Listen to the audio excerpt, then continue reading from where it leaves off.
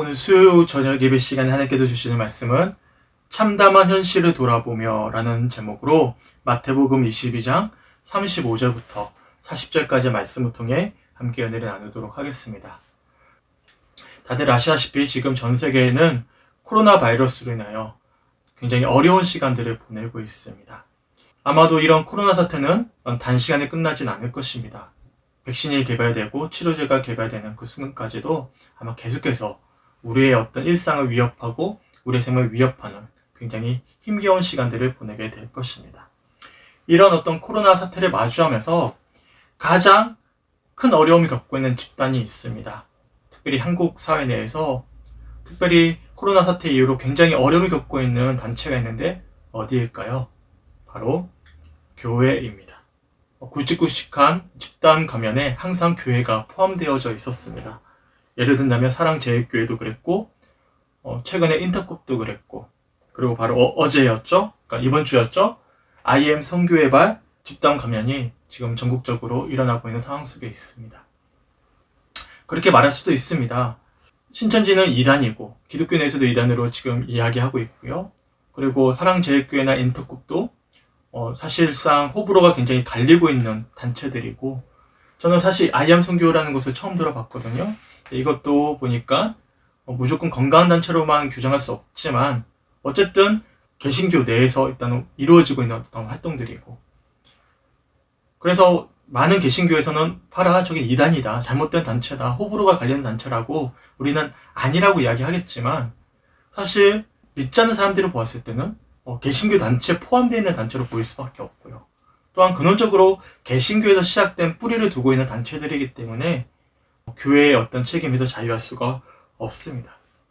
여하튼 이단이든 건강하지 않는 단체든 세상 사람들이 보았을 때는 똑같이 교회에서 일어나고 있는 어떤 현상들로 볼 수밖에 없고 사실 그렇게 여론이 형성되어져 있습니다. 그래서 코로나 사태를 마주하면서 많은 인터넷 커뮤니티나 사람들의 어떤 여론을 본다면 어떤 인식들이 굉장히 어려운 상황 속에 있습니다. 많은 사람들이 이제는 교회의 어떤 단어만 들어도 거부감이 생긴다, 혐오감이 생긴다라고 이야기할 만큼 굉장히 어려운 시간들을 보내고 있는데 그럴 때 우리는 어떻게 해야 되죠? 이단들의 어떤 행적인데 건강하지 않는 개신교 단체들의 어떤 문제인데 왜 교회에 결부시켜서 우리를 비판합니까? 라고 저항해야 되고 도리어 왜 여론몰이 하냐고 우리도 같이 비판해야 됩니까? 최근에 보니까 한교연에서 이제 발표를 하기를 왜 집단 감염 사례가 꼭 교회만 있는 것은 아닌데 왜 특별히 교회를 지적하면서 여론몰이를 하느냐 여론몰이 하지 마라 라고 성명서를 내는 것을 보았습니다. 그런 성명서를 보면서 많은 사람들이 교회가 억울하구나 정말 건강한 교회도 있는데 잘못된 이단이나 건강하지 못한 가르침을 가르치고 있는 단체들의 문제구나 라고 생각할까요? 그렇지 않습니다. 똑같이 교회를 지적하고 비난하고 지적하고 있는 것이죠. 어떻죠? 우리는 억울합니다. 왜 우리를 비판하고 판단합니까? 라고 우리도 똑같이 목소리를 낼 것이 아니라 이런 참담한 현실을 우리가 돌아봐야 된다고 저는 생각하고 있습니다. 어제 IM 선교회 대표 선교사가 설교하는 어떤 설교 영상을 좀 보게 되었는데요. 같은 목회자로서 참담한 마음을 금할 수가 없었습니다. 소망하게는 이 참담한 현실, 교회가 지금 마주하고 있는 이 참담한 현실을 좀 돌아보면서 우리가 회복해야 될 진정한 신앙의 가치가 무엇인지를 좀 확인할 수 있는 그런 시간이 되었으면 좋겠습니다. 우선 오늘 말씀을 좀 구체적으로 살펴보기 전에 2014년도에 뉴스 한 부분을 좀 보여드리고자 합니다. 좀 뉴스를 시청하시고 함께 좀 말씀을 이어갔으면 좋겠습니다. 한국교회 목회자윤리위원회가 오늘 한국교회의 위기와 미래를 주제로 발표회를 개최했습니다. 이 자리에서 손봉호 고신대 석좌 교수는 한국교회의 지금의 모습에 대해 작심한 듯 날선 발언을 이어가는데요. 교회가 모든 것을 잃어야 다시 살아날 수 있다고 경고했습니다. 이순규 기자의 보도입니다. 한국교회가 신뢰도 하락이라는 위기에서 벗어날 수 있는 방법은 무엇일까?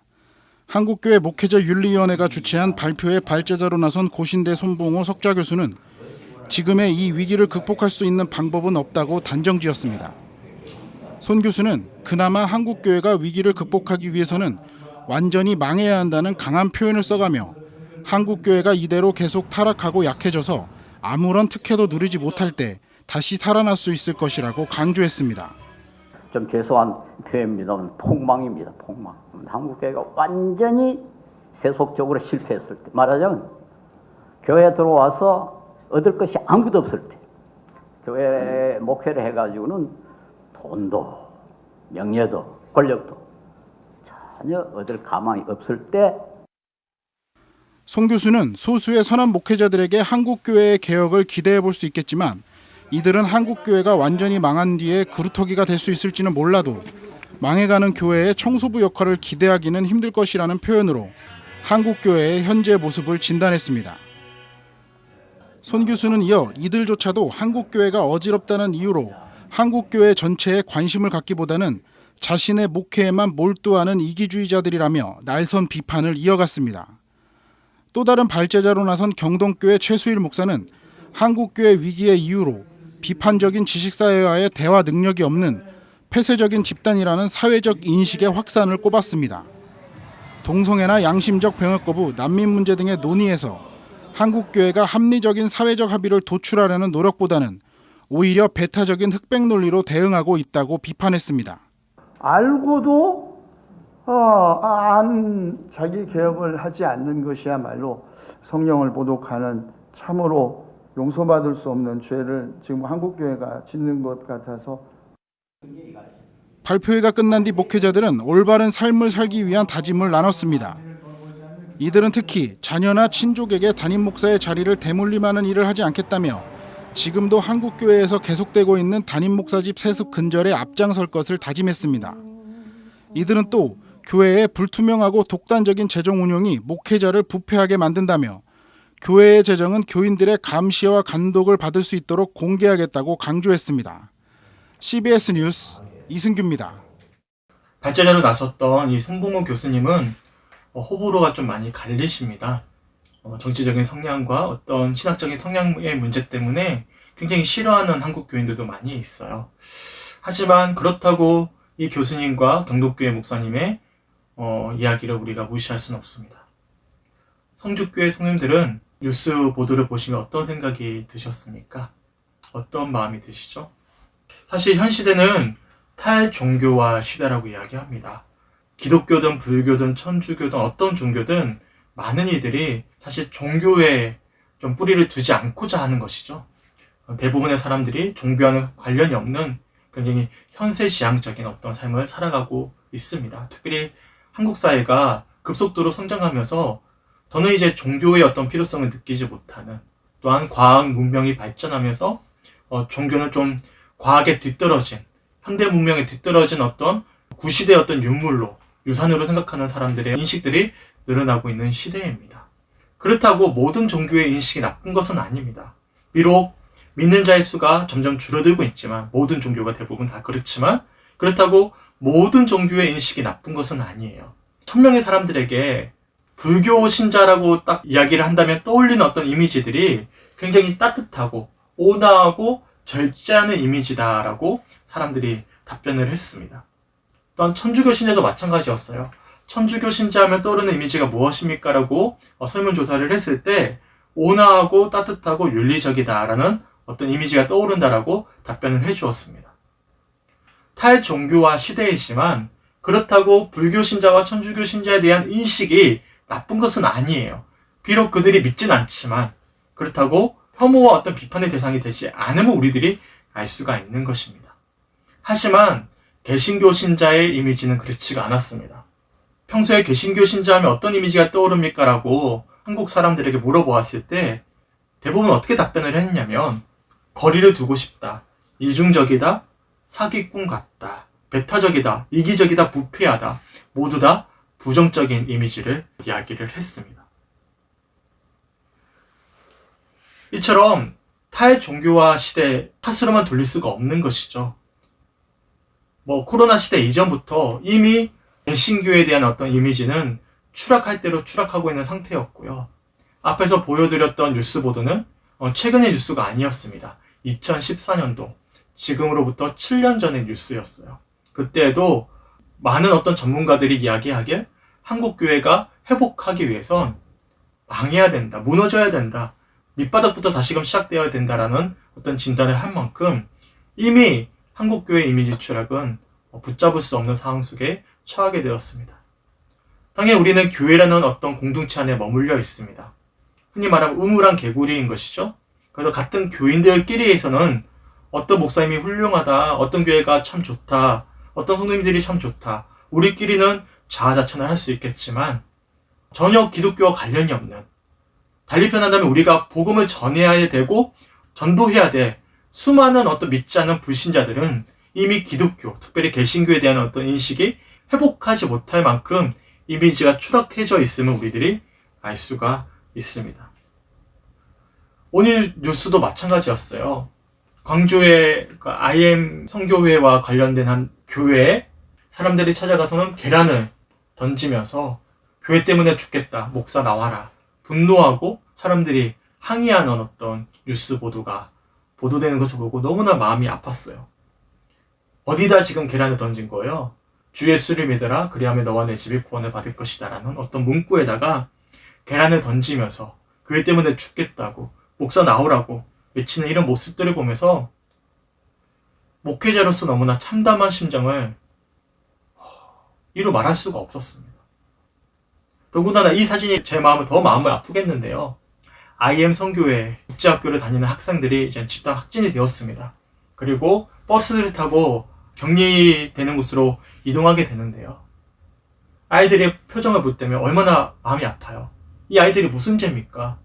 아이들도 지금 환자인데 죄인이 된 것처럼 고개를 푹 숙이고 버스를 타고 들어가는데, 같은 목회자로서 너무나 참담한 마음을 금할 수가 없었습니다. 학부모와 학생들이 무슨 잘못이겠어요? 이 선교단체가 사실은 개신교 내에 지금 정식으로 등록되어 있지 않거든요. 그러다 보니까 이미 많은 개신교 단체에서 선을 긋고 있습니다. 우리와 관련이 없다. 하지만 이 선교사님이 돌아다니면서 사업 설명회를 한 곳은 다 정식 교단에 소속되어 있는 교회들이었고, 광주에 집단 발병된 교회는 제일 장자교단이라고 이야기하는 교단에 소속된 교회입니다. 그러니까 선교단체만 지금 한국 개신교 내에 들어오지 않았을 뿐이지, 이 선교단체와 이 국제학교에 관련되어 있는 대부분의 학교들은 다 정통 개신교 교단과 연결이 되어 있습니다. 그러니까 선긋기를 할 수 없는 것이죠. 모두 다 참담한 현실에 지금 우리들이 처하게 된 것입니다. 이런 현실들 속에서 우리가 어떻게 해야 될까요? 바라기는 오늘 말씀을 통해서 현재 개신교의 참담한 현실을 좀 돌아보고 우리가 회복해야 될 가치가 무엇인지를 주 앞에 좀 돌아보고 고백하고 기도할 수 있는 은혜가 있게 주님의 이름으로 간절히 축원합니다.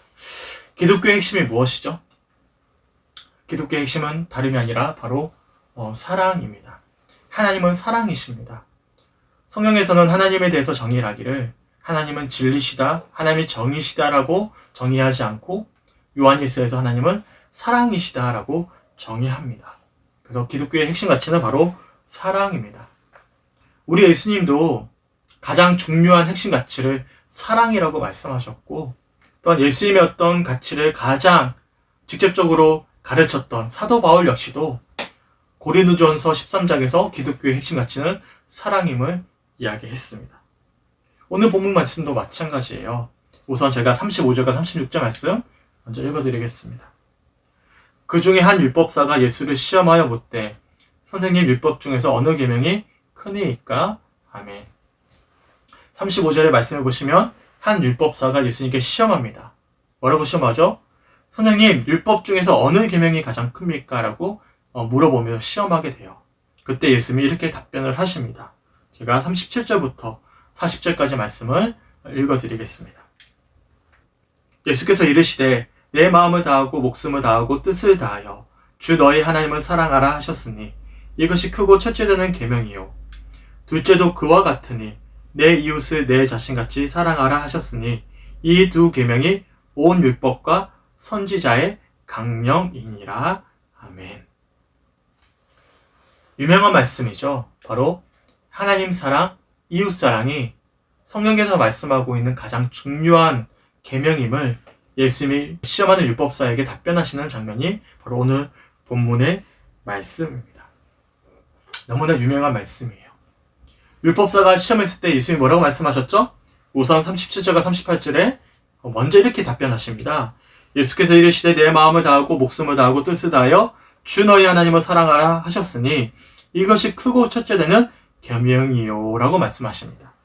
온 유대인들이 이미 익히 알고 있는, 날마다 외우고 있는 말씀이에요.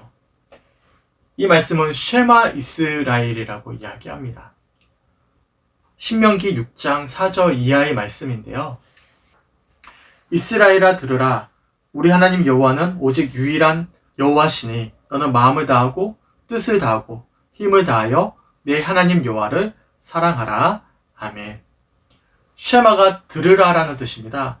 쉐마 이스라엘, 들으라 이스라엘아 라는 뜻입니다. 그리고는 이 말씀을 항상 팔목에 적어놓고는 읽고 묵상하곤 했습니다. 유대인들의 가장 핵심되는 가치 중에 하나였던 것이죠. 무슨 말씀이죠? 마음과 뜻과 힘을 다하여 누구를 사랑하는 것이죠? 하나님을 사랑하는 것임을 말씀하고 있는 것입니다. 이거는 익히 유대인들이 너무나 잘 알고 있는 말씀이었어요. 하지만 예수님은 이 쉐마 이스라엘, 유대인들이 핵심 가치로 가지고 있는 이 말씀으로만 그치지 않으셨습니다. 이 말씀도 너무나 중요한 핵심 가치이지만 또한 한 가지 더 중요한 핵심 가치가 있음을 말씀하셔요.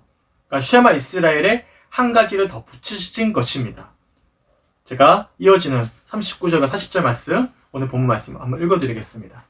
둘째도 그와 같으니 내 이웃을 내 자신같이 사랑하라 하셨으니 이 두 계명이 온 율법과 선지자의 강령이니라.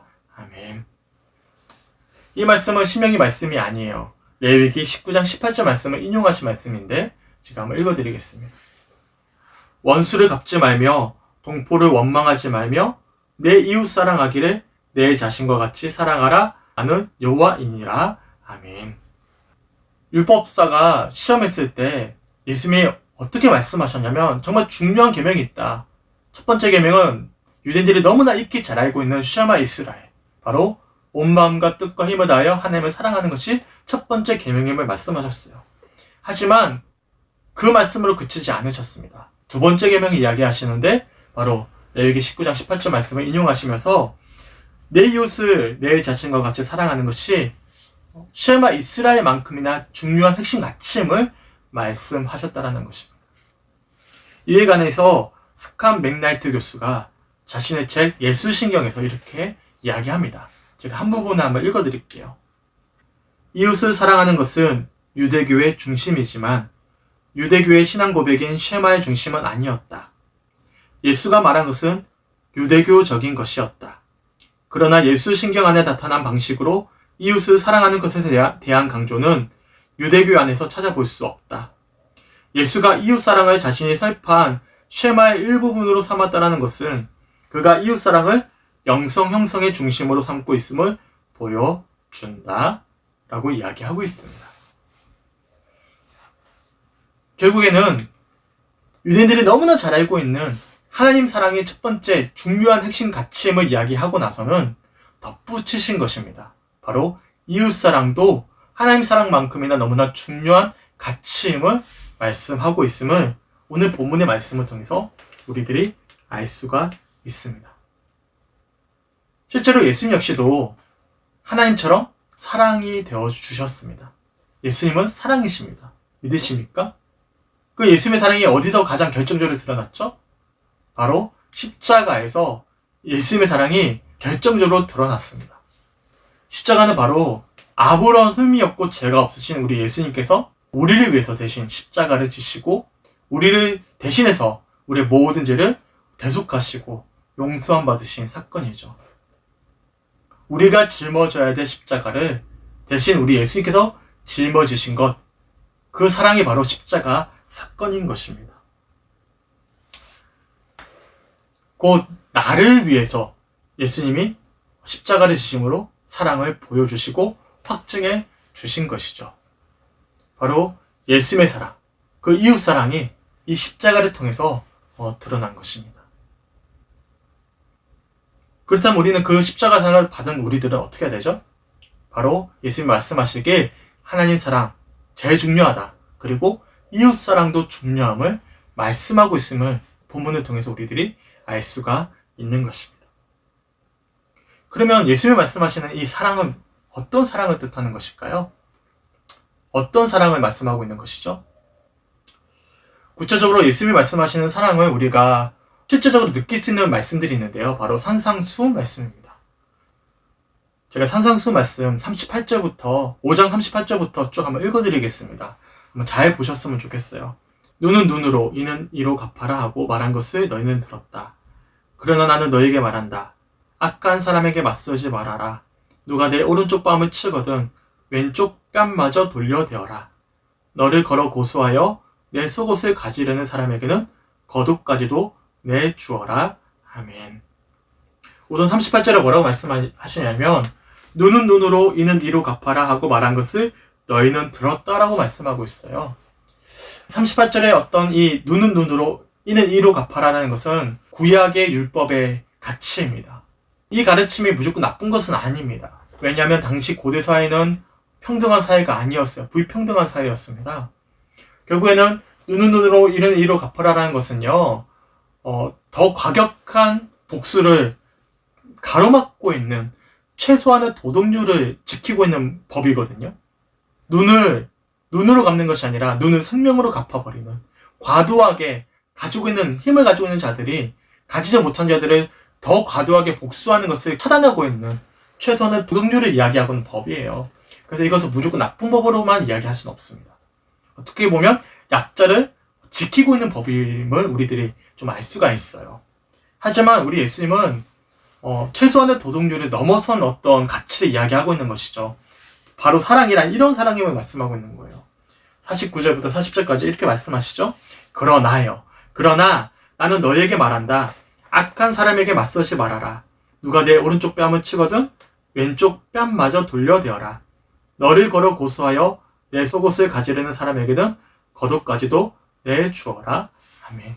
유명한 말씀이죠. 누가 오른쪽 뺨을 치거든 왼쪽 뺨도 내어놓아라. 누가 속옷을 가지려는 사람에게 겉옷까지도 주어라.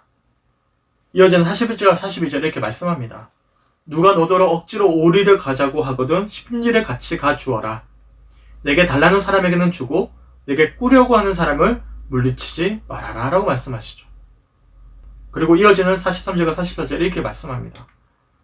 내 이웃을 사랑하고 내 원수를 미워하여라 하고 말한 것을 너희는 들었다. 그러나 나는 너희에게 말한다. 너희 원수를 사랑하고 너희를 박해하는 사람을 위하여 기도하여라. 아멘. 유명한 말씀이죠.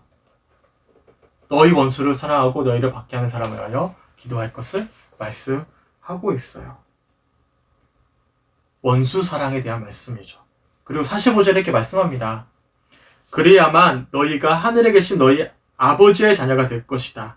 아버지께서는 악한 사람에게나 선한 사람에게나 똑같이 해를 떠오르게 하시고 의로운 사람에게나 불의한 사람에게나 똑같이 비를 내려주신다. 아멘. 너희가 그렇게 사랑해야만 너희가 하늘에 계신 너희 아버지의 자녀가 될 것이다 라고 말씀하고 있어요.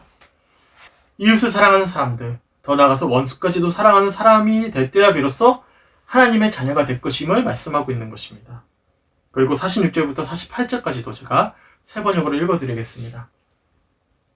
너희를 사랑하는 사람만 너희가 사랑하며 무슨 상을 받겠느냐? 세리도 그만큼은 하지 않느냐? 또 너희가 너희 형제 자매들에게만 인사를 하면서 지내면 남보다 나을 것이 무엇이냐? 이방 사람들도 그만큼은 하지 않느냐? 그러므로 하늘에 계신 너희 아버지께서 완전하신 것 같이 너희도 완전하여라. 아멘. 사랑하는 사람만 사랑한다면 너희가 무슨 사랑을 받겠느냐? 이것은 세리들, 쉽게 표현하면 세상 사람들도 똑같이 하는 사랑임을 말씀하고 있는 거예요. 그러면서 정말로 이웃 사랑을 하는 자들만이 정말로 하나님이 완전하신 것 같이 우리도 완전할 수 있음을 말씀하고 있는 말씀임을 우리들이 알 수가 있습니다. 결국에는 이웃사랑이라는 것은 원수 같은 우리들을 위해서 십자가를 지신 그 예수님의 사랑을 확인하면서 우리 역시도 그 받은 사랑으로 사랑하는 사람을 넘어서서 원수 같은 사람들까지도 사랑하는 것에 있음을 우리들이 오늘 본문의 말씀 또한 산상수 말씀을 통해서 우리들이 알 수가 있는 것입니다. 그렇다면 우리는 어떻습니까? 우리는 사랑하고 있습니까?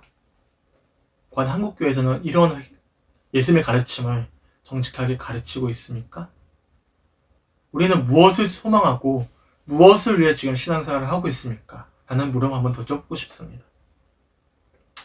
사실 한국교회 내에서는 가장 중요한 핵심 가르침을 어떻게 가르치고 있냐면 예수 믿고 내가 구원받아 천국 가는 것, 가장 중요한 구원의 핵심 가치로 가르치고 있어요. 하나님을 사랑함으로 우리가 천국 가는 것이 가장 중요함을 가르치고 있는 것이죠. 하지만 이런 가르침이 전부는 아니에요. 성경에서 말씀하는 구원받은 하나님의 자녀로서 다시 오실 주님을 소망하며 이 땅 위에 하나님 나라의 가치가 회복될 것을 소망하면서 성화의 삶을 살아내는 것, 이건 역시도 성경에서 말씀하고 있는 정말 중요한 핵심 가르침입니다. 바로 이웃사랑을 가르치는 것 너무나 중요하죠.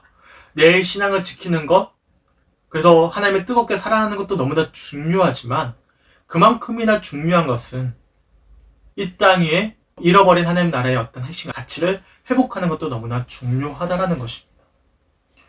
단순히 예수 믿고 천국 가고 예수 믿고 지옥 가는 것만을 가르치는 것, 이런 구원론은 굉장히 협소한 어떤 믿음을 가르치게 됩니다. 왜냐하면 예수 믿고 천국 가고 예수 안 믿고 지옥 간다? 예수 믿고 천국 가는 것을 가르친다? 이 어떤 모든 가르침의 핵심은요, 내가 구원받는 것에 있습니다. 달리 표현한다면 우리 하나님이 중심이 아니라 하나님을 사랑하고 믿음으로 누가 구원받는 것이 핵심이죠? 내가 구원받는 것. 예수 믿고 내가 구원받는 것이 핵심 목적이 되어버리는 것입니다. 내가 교회 다니는 것, 내가 신앙생활하는 것, 핵심 가르침이 하나님께 있는 것이 아니라 하나님이 도구화가 될 수 있음을 우리들이 알 수 있는 것이죠. 내가 하나님을 사랑하는 것은요, 하나님의 사랑이 정말 중요하지만 그것보다 더 중요한 것은 내가 하나님을 사랑함으로 뭐 하는 거죠? 내가 구원받아 천국 가는 것, 내 삶 속에 평안함을 누리는 것, 복 받는 것, 결국에는 하나님의 사랑도 뭘 위해서 사랑하게 되는 것이죠? 내가 구원받고 평안함을 누리고 복을 받는 것을 위해서 하나님을 사랑하는 것으로 이어질 수 있다는 것입니다. 또한 죽고 나서 천국 가고 지옥 가는 것을 가르치는 이 대부분의 가르침들은요, 영혼과 육체를 분리시킵니다. 현세와 내세를 분리시킵니다. 교회와 세상을 분리시킵니다. 굉장히 협소한 믿음을 가르치는 가르침으로 이어질 수 있다는 것이죠. 우리가 예수님 믿고 하나님 사랑함으로 천국 가는 것이 전부이면 그 어떤 가르침으로 그치게 된다면 결국에는 나는 구원받는데 여전히 구원받지 못하는, 또한 정의롭지 못하고 눈물 흘리고 있는 그 모든 악한 세상의 어떤 흐름을 우리가 외면하게 되는 것이고 결국에는 이기적이고 기복적인 신앙에 머물 수 있음을 우리들이 아셔야 되는 것입니다.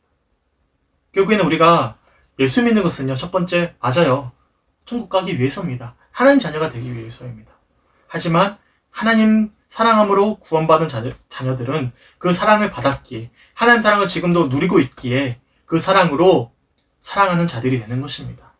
사랑하는 것은요, 단순히 앞에서 살펴봤지만 사랑하는 사람들, 내 가족만, 내 교회만, 어떤 내 기독교만 사랑하는 것이 아니라 원수까지도, 기독교를 지적하고 비판하고 있는 세상 사람들까지도 사랑할 수 있는 참담한 현실 속에서 우리를 돌아보면서 함께 애통해하며 공감해 줄 수 있는 이런 사랑의 자세가 되어져야 됨을 오늘 본문의 말씀을 통해서 우리들이 돌아볼 수가 있는 것입니다. 과연 우리는 그렇게 사랑하고 있습니까? 그리고 교회에서는 이런 사랑을 가르치고 있습니까? 2020년도에 1000명의 사람들에게 이렇게 질문을 했어요. 우리 국민이 원하는 개신교의 모습은 무엇입니까? 첫 번째, 남에 대한 배려가 부족합니다. 남에 대한 배려가 회복되어졌으면 좋겠습니다. 두 번째, 정직하지 못합니다. 배타적입니다. 물질과 성공을 찾고 있습니다. 사회에 대해 무관심합니다. 이런 모습들이 개신교에서 회복되어졌으면 좋겠습니다라고 답변을 했습니다. 또한 이어서 코로나19 상황에서 개신교회가 신뢰받기 위해서는 무엇이 회복되어져야 되겠습니까? 라고 질문됐을 때 사회와의 소통, 사회적 공익 추구가 제일 많이 나왔습니다. 그리고 불투명한 재정 사용, 교회 지도자들의 삶, 타 종교에 대한 태도, 교회 성장 제해주의, 교인들의 삶에 대한 어떤 회복이 일어나야 됨을 사람들이 답변을 해 주었습니다. 결국에는 지금 현재 개신교는 남에 대한 배려가 부족한 집단이요. 달리 표현하면 사랑하지 않는 배타적인 집단으로 지금 여겨지고 있는 것이고, 사회와의 소통과 공익을 추구하지 않고 이기적으로 교회의 어떤 성장만을 추구하는 그런 집단으로 여겨지고 있는 것입니다. 그리고 이런 어떤 모습들이 지금 현실적으로 드러나고 있습니다. 제가 한번 소개해드린 적이 있는데요. 이 편은 올해 주요 신학대학교의 정시 지원율입니다. 보시면 2020년도가 잘 안 보이실 거예요. 회색이고 2021년도가 노란색인데요. 지금 보니까 서울신대를 빼고는 모두 다 올 한해 지원율이 급격하게 낮아졌습니다. 특별히 감리교 대표하는 학교의 감신대는요 0.39대 1입니다. 심각합니다. 10명을 뽑는데 4명도 채 지원을 하지 않은 거예요. 신학생의 지원율이 떨어졌다는 것은 그만큼 젊은 세대 속에서 하나님 앞에 정직하게 서서 사명자의 삶을 살겠다고 결단하는 사람들이 줄어들고 있다는 것이고, 달리 표현한다면 젊은 세대 속에서 타의 종교와 타의 개신교화가 굉장히 심각하게 이루어지고 있음을 이 표를 통해서 우리들이 알 수가 있는 것이죠. 뭐죠? 현재 교회가 마주하고 있는 현실이 참담함을 알 수가 있는 것입니다. 그리고 이런 참담한 현실이 현재 코로나 사태를 통해서 절실하게 드러나고 있는 것이죠.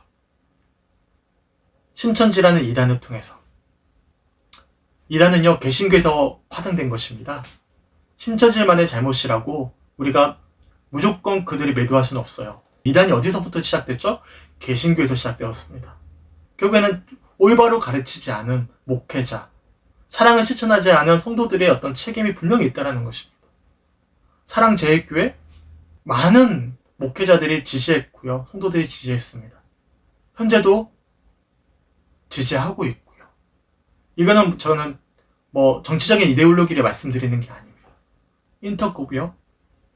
과거에 많은 사람들이 인터콥을 지지했고, 또한 제 가까운 사람들도 인터콥의 출신이고, 저 역시도 최발 선교사의 책을 읽어보기도 했고요. 그게 좀 과도하게 나아가서 지금은 세대주의적인 어떤 종말론을 가르치는 굉장히 건강하지 못한 선교단체가 되었지만, 그렇다고 과거에 우리가 인터콥을 완전히 이단시했나? 그렇지 않습니다. 뿌리 역시도 개신교회예요. IM 선교회? 선교단체만의 문제입니까? 앞에서 말씀드렸지만 비록 그 선교단체가 지금 개신교 단체로 들어와 있진 않지만 수많은 교회들이 그 선교단체에서 하고 있는 어떤 설명회에 동참하면서 함께 지금 정통교단의 많은 교회들이 학교 사업 때문에 들어가 있는 상황 속에 있어요. 물 자르듯이 자를 수가 없죠. 모두 다 사실상 개신교에 뿌리를 두고 있습니다. 그렇다고 여론몰이 한다고, 기독교만을 지금 지적하고 있다고. 봐라, 지하철 타고 버스 탈 때 사람 얼마나 많냐. 식당 가면 사람들 마스크 빼고 지금 식사하지 않느냐. 왜 교회만 방역수칙을 지키고 있는데 그렇게 하고 있느냐. 네, 그렇게 볼 수도 있어요. 하지만 그렇다고 교회 내에서 지금 집단 발병이 되고 있는 이 사실조차도 우리가 부정할 수는 없습니다.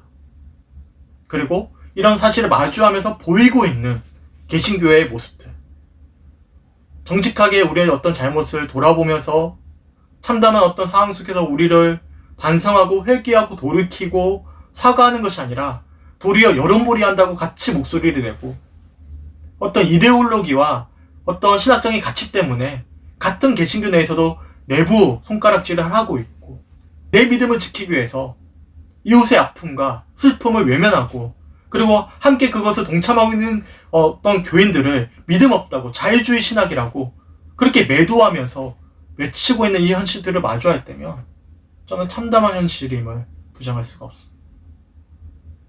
저는 어제 하루 밤 내내 잠을 이룰 수가 없었어요. 세상 사람들이 기독교를 손가락질하고 있고, 또한 완고한 신앙을 가지고 있는 개신교인들이 또한 함께 동참하고 있고, 눈물 흘리고 있는 젊은 목회자들을 지적하고 있고, 손가락질하고 있는, 믿음 없다고, 자유주의 신학이라고 매도하고 있는 이 현실 속에서 너무나 답답하고 막막해서 이 참담한 현실을 돌아보면서 제가 왜 목회를 하고 있지?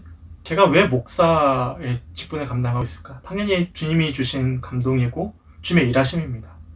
주님이 주신 감동과 일하심에 정직하게 반응하기 때문에 목회를 하고 있죠. 하지만 내가 왜 하나님께서 감동을 주셨고 내가 목회를 하고 있지? 이 질문을 던졌을 때 너무나 부끄러웠습니다. 우리 교회가 부흥 성장해서 목회자로서의 어떤 명예가 드러나고 성장의 어떤 기쁨을 누리고 사람들에게 인정받고 성도들에게 영적인 분이라고 칭송받고 인정받는 것, 무엇 때문에 지금 목회를 하고 있지? 라는 물음을 던졌을 때 사실 너무나 참담했습니다. 단순히 나만 구원받고 천국 가는 것이 과연 예수님이 말씀하시는 가르침의 전부일까? 내 신앙을 고수하는 것, 내가 하나님 사랑하고 그 사랑을 확정하고 그 사랑 가지고 확신 가지고 살아가는 것, 이게 전부일까? 아니잖아요. 오늘 본문도 하나님을 온 마음과 힘과 정성을 다해 사랑하는 것이 첫 번째 계명이지만 두 번째 계명은 이웃을 내 몸과 같이 사랑함에 있음을 말씀하지 않았습니까? 십자가가 무엇입니까? 예수님 사랑이 무엇입니까? 그 사랑을 받은 우리들은 어떻게 해야 되는 것입니까? 스칸 맥나이트 교수가 이렇게 이야기합니다. 제가 한 부분 소개해 드릴게요. 올바른 사랑은 감정이면서 의지이고 애정이면서 행동이다. 올바른 사랑은 감정이지만 의지입니다. 올바른 사랑은 애정이지만 또한 애정뿐만 아니라 행동으로 나타나는 것이죠. 과연 우리는 말로만 이웃사랑을 이야기하는데 정말로 행동하고 있는가? 라는 물음을 정직하게 던질 수밖에 없었습니다. 그러면서 오늘부터 2주 동안 비대면 온라인 예배로 좀 전환하면서 정직하게 우리 교회가 감당해야 될 사명과 우리의 신앙을 좀 돌아보는 시간을 좀 가지고자 비대면 예배로 전환을 했습니다. 우선 정능님께 먼저 통보를 드렸고요. 그리고 성도님들에게 연락을 드렸습니다. 사실 송주 지역에는 코로나 확진자가 나오지 않았고 또 우리가 대면 예배로 드린다고 우리를 손가락질할 사람도 주변에 없고 그렇다고 누가 우리가 비대면 예배로 동참한다고 알아주는 사람도 없습니다. 인정받고자 하는 것이 아니에요. 사실 비대면 예배 드리는 것, 저는 오늘 이 시간 너무나 힘듭니다. 저뿐만 아니라 우리 성도들도 마찬가지일 거예요. 하지만 참담한 현실을 돌아보면서 우리에게 주어진 이 현실 속에서 우리의 신앙을 정직하게 좀 돌아보는 시간들이 되었으면 좋겠습니다. 그리고 우리가 잘못한 건 아니지만 또한 우리 역시도 그런 모습을 가지고 있었기에 신천지의 모습, 사랑제일교회의 모습, 그리고 인터콥의 모습, IM 선교 단체의 모습은 우리도 가지고 있는 모습이에요. 정직하게 이기적이고 기복주의적이었던 우리 신앙을 돌아보면서 이 시대의 아픔에 함께 동참하는 성축교회 성들이 되었으면 좋겠습니다. 현재 이렇게 집단 감염이 발발하면서 또한 어떻게 또 행정명령이 내려질지 모르겠습니다.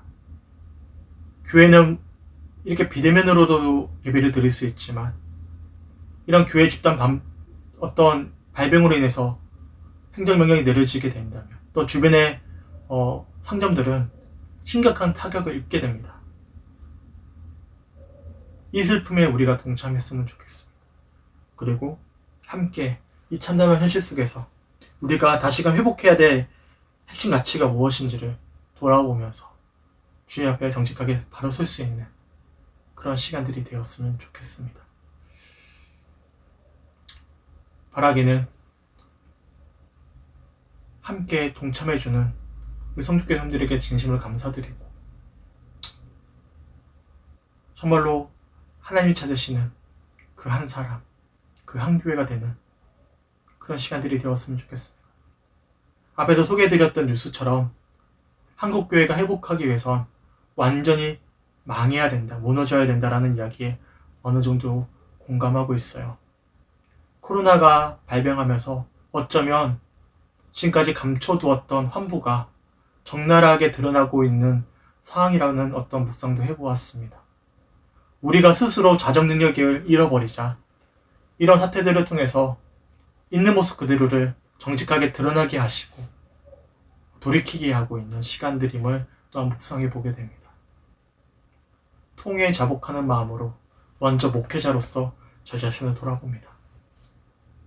또한 참담한 현실을 돌아보면서 정직하게 우리의 신앙을 주님 앞에 돌아보고 고백할 수 있는 그런 비대면 예배의 시간이 되시길 주님의 이름으로 간절히 축원합니다. 우리 함께 좀 찬양을 듣고 묵상했으면 좋겠습니다. 광야를 지날 때라는 찬양인데요. 아마 잘 모르시는 찬양이실 거예요. 앞에 있는 가사가 있으니까 잘 들어보시고 또한 조용히 한번 불러보시면서 오늘 주신 말씀들을 묵상해 보셨으면 좋겠습니다. 함께 찬양 듣고 묵상하겠습니다.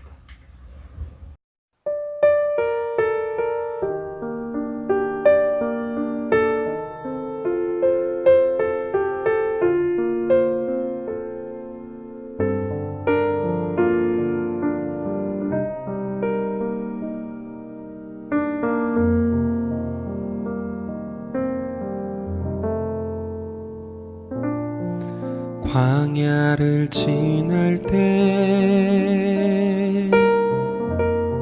시험을 당할 때 어려운 순간에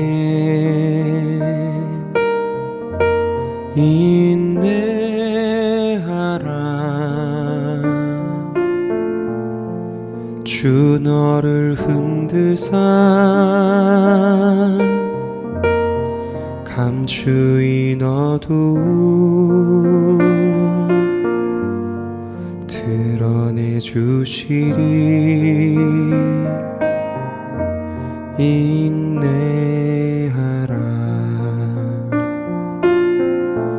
주 안에서 인내하라. 기뻐하고 감사하라.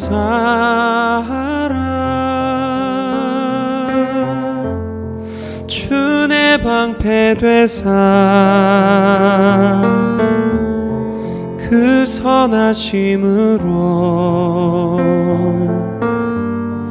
늘 함께 하시면 지키시리. 광야를 지날 때 시험을 당할 때 어려운 순간에 기뻐하라.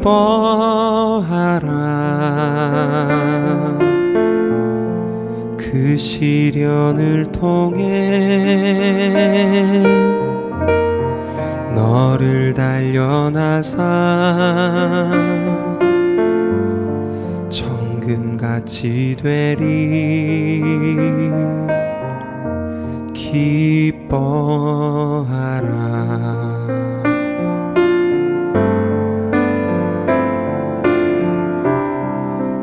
광야를 지날 때 시험을 당할 때 어려운 순간에 감사하라.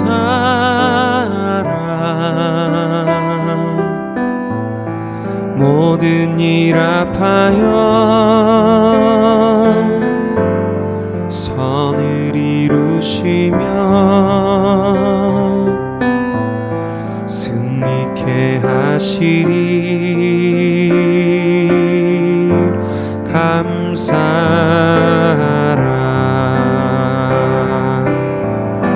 주 안에서 인내하라.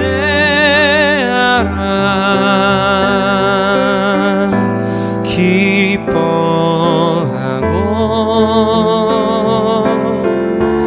감사하라.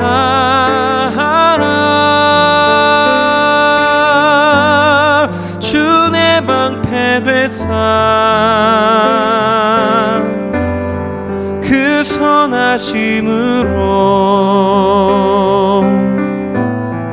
늘 함께 하시며 지키시리.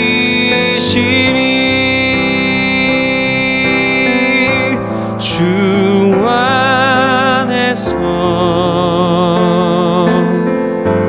인내하라.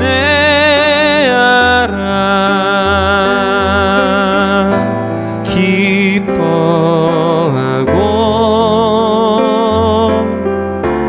감사하라.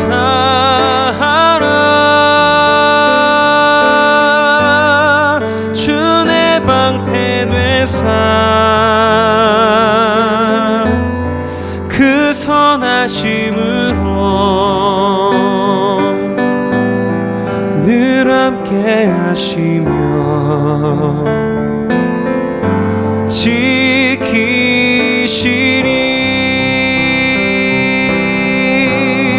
주 내 방패 되사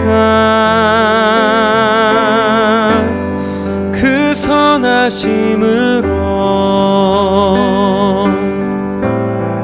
늘 함께 하시며 지키시리.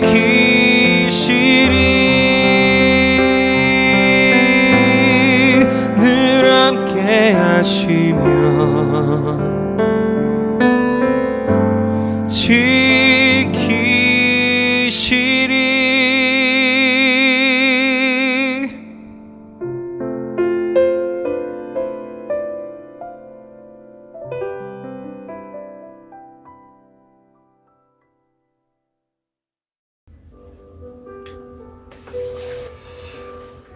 오늘 주신 말씀 좀 묵상하며 나갔으면 좋겠습니다.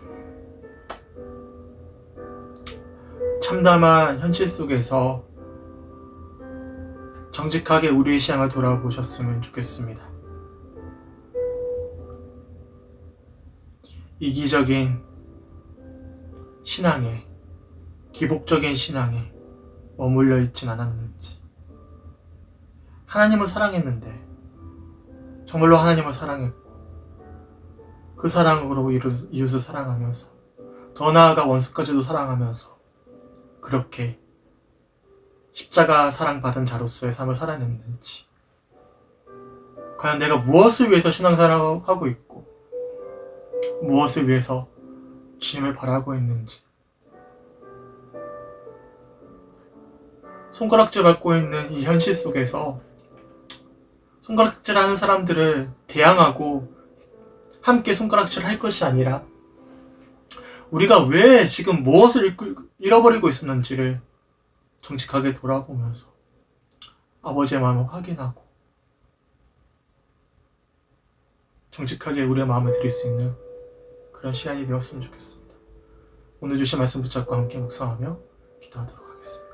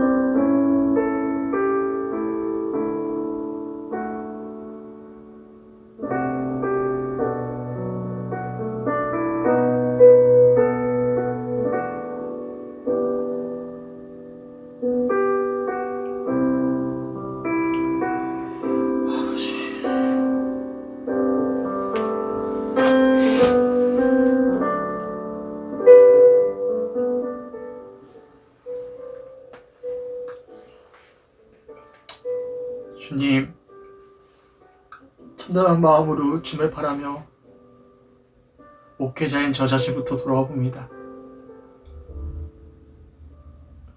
무엇을 위해 주님을 사랑하며 무엇을 위해 목회를 하고 있는지 돌아보면서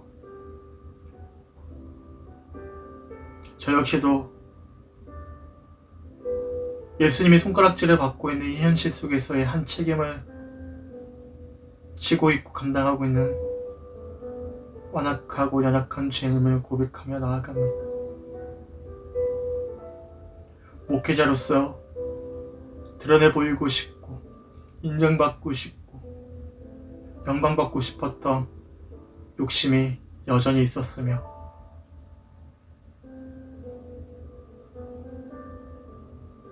손해보고 섬김에 있어서 인색했던 심령대로 돌아보면서 무엇을 위해 목회하고 무엇을 위해 이 믿음의 여정을 걷고 있는지를 돌아보게 됩니다. 참담한 현실을 마주하면서 하나님, 우리의 신앙을 다시 한 번 더 주 앞에 정직하게 돌아보며 정말로 내가 하나님의 사랑을 받아 누렸는지, 원수 같은 우리를 위해서 십자가를 지셨던 예수 그리스도의 놀라운 사랑을 내가 지금 받아 누렸는지를 확인하고 그 사랑에 감격한다면 그 사랑으로 사랑할 수밖에 없음을 돌아보면서 우리가 놓치고 있는 기독교의 핵심 가치가 무엇인지를 돌아보면서 이 시간 더 깊이 주님을 만나길 간절히 소망합니다. 나를 위해 십자가를 지셨던 형언치 못할 그 사랑의 주님을 마음 깊이 누리면서 사랑받았기에 사랑할 수 있는 우리 사랑하는 성주교사님들의 심령이 될 수 있도록 인도하여 주시옵소서. 비록 많은 사람들이 예수님을 손가락질하고 교회를 손가락질하고 있지만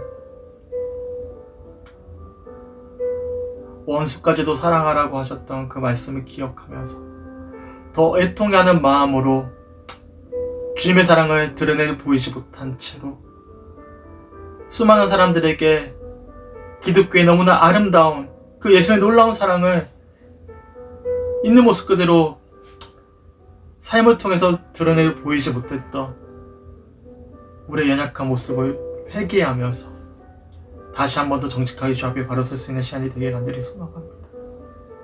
하나님, 우리를 불쌍히 여겨주시고 2주간 이어지는 온라인 예배를 통해서 각자의 삶의 처소에서 더 정직한 주님의 사랑으로 바로 설 수 있는 시간들 될 수 있도록 하나님 인도하여 주시옵소서. 특별히 여러 교회 단체로부터 시작되어진 우리 여러 교회로부터 시작되어진 다양한 집단 감염으로 인하여 어려움을 겪고 있는 이웃들과 소상공인들 위해 함께하여 주시고 생명까지도 잃을 만큼 아픔을 겪고 있는 모든 코로나 환자들을 위해 함께하여 주시고 가족들 위해 함께하여 주셔서 회복시켜 주시고 치유하여 주시고 하나님 역사하여 주셔서 하나님 인도하여 주시옵소서. 속히 코로나19가 안정화되게 하여 주시고 뼈를 깎는 고통의 시간, 광야의 시간을 거치면서 비로소 주님 앞에 바로 설 수 있는 그런 회개의 시간들이 될 수 있도록 하나님 역사하여 주시옵소서. 남은 한 주간 참담한 마음으로 주님을 바라보면서 그리고 참담한 마음으로 우리를 바라보며 십자가를 지셨던 예수님의 사랑을 확인하면서 남은 한 주간 살아내길 간절히 소망합니다. 하나님 동행하시고 인도하여 주시옵소서. 이제는 우리를 위해서 십자가를 지신 예수 그리스도의 놀라우신 은혜와 하나뿐인 독생자를 아낌없이 내어주셨던 하나님의 극진하신 사랑하심과 어제도 오늘도 내일도 변함없이 우리와 동행하시고 역사하시고 교통하시는 성령 교통하심의 역사가 참담한 심정으로 다시 한 번 더 정직하게 주님 앞에서 우리의 신앙을 돌아보며 하나님 사랑, 이웃 사랑으로 주님께 영광 올려드리길 간절히 소망하는 성주교회 성들의 남은 한 주간의 삶 위에 그리고 코로나19로 인하여 어려움 겪고 있는 모든 이웃들 위해 함께 하시기를 간절히 축원하옵나이다. 아멘.